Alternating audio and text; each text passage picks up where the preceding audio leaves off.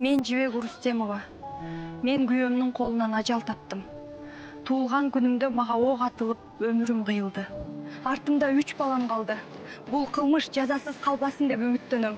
Мындай кайгылуу окуялар унчукпай өтүп кетпеши керек. Ар бир аял тынч, коопсуз жана бактылуу жашоого татыктуу. Ошондуктан бардык кыз-келиндерге айтарым: өмүрүңөрдү сактап, өзүңөрдү баалагыла.